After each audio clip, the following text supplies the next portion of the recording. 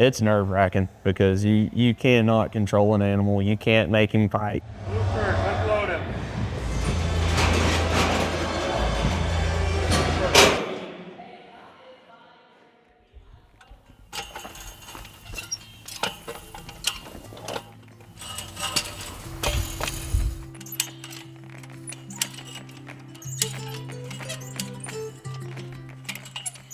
So I always kind of had the want to have them mean cattle around, the want to be just being around them.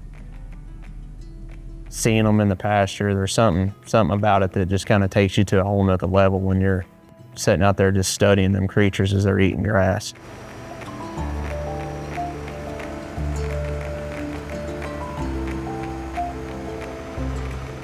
Got my ranch built.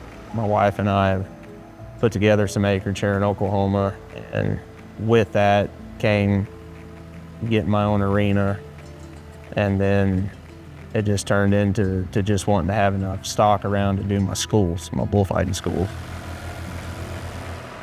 One thing turns into another. If you're breeding and raising these animals, you're not only going to get the heifers, but you're going to get the bulls. So it's kind of just turned into a deal that we've got these bulls around. We've been raising them. The heifers, everything, the lineage, everything that goes into raising them. And we're putting together a really good string of fighting bulls now.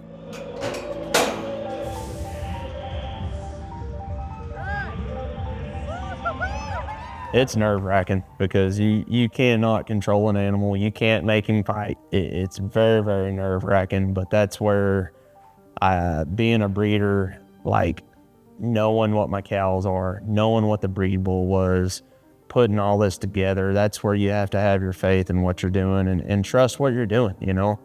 I think that's the biggest key is just because something don't work right now doesn't mean it's not gonna work down the line. To me, I think that's the cool thing about it is the savviness and the eye that I've built for these animals. It's really neat seeing these guys come together and go to town and do their job.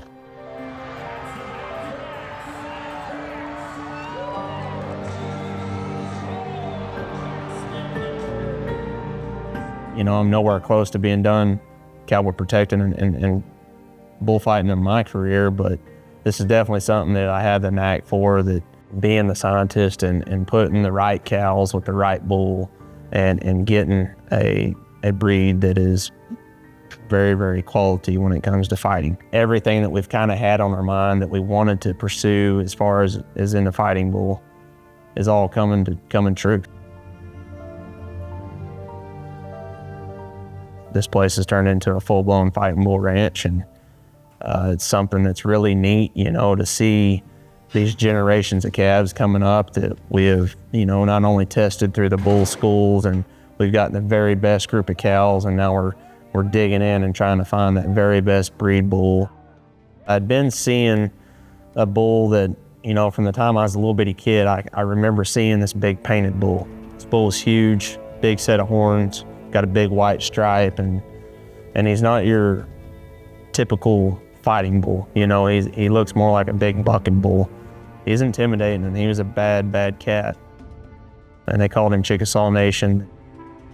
So I had known that bull, I'd seen that bull, I had come to just really study that bull, you know, and when I started going to all the bullfights, it's kind of when that bull was on his way out. So I never got the chance to fight that bull, but, you know, I knew what he was. 4 or 5 years later, you know, I was seeing videos posted on the internet that there was these bulls that looked just like Chickasaw Nation down in South Texas going to these bull ridings and bullfights.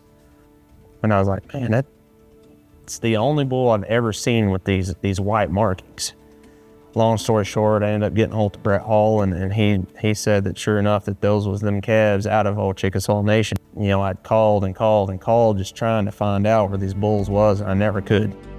Brett called me one day and said, hey, I think I got something you might be interested in. I said, well, what is it?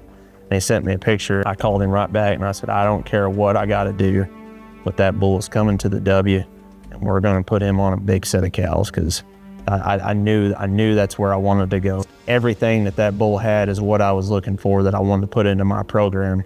and Brett called and had him. You know, it was a God thing that how everything worked out. I know God had a hand in all that, and Brett's gone now, but I know that he's looking down smiling, because there's a lot of bad cats running around that's out of that old bull.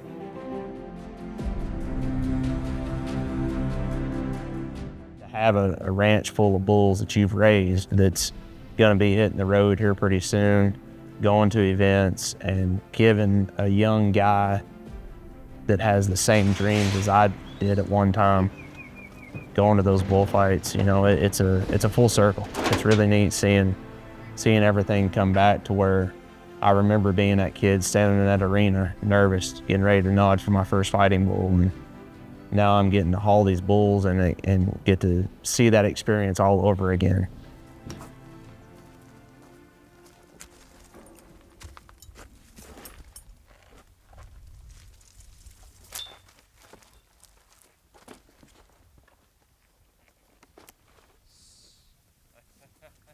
This is kind of the wean pen slash gentle and down pen. It's where we literally keep all of our fighting calves. We're getting them weaned off the cows and getting them started on feed, started on hay, and getting on the Vitalix tubs. And you know, one thing that I've kind of been adding to our program for the last, well, since I've gotten started doing this, is taking these younger calves while they're at this young age and just kind of showing them the arena, showing them a gate, showing them the back pins, showing them, you know, the ins and outs of where to go, to be looking for a hole, be looking to where I want them to go. And I think as time goes on and seeing it in the older generations, when this stock is kind of more used to being handled, they're used to being around the horses, they're used to being pushed through the pins, I feel like it makes a big difference when we get to the arena for the actual fight, when these bulls are full grown. Instead of tearing everybody's stuff up, they want us to come back.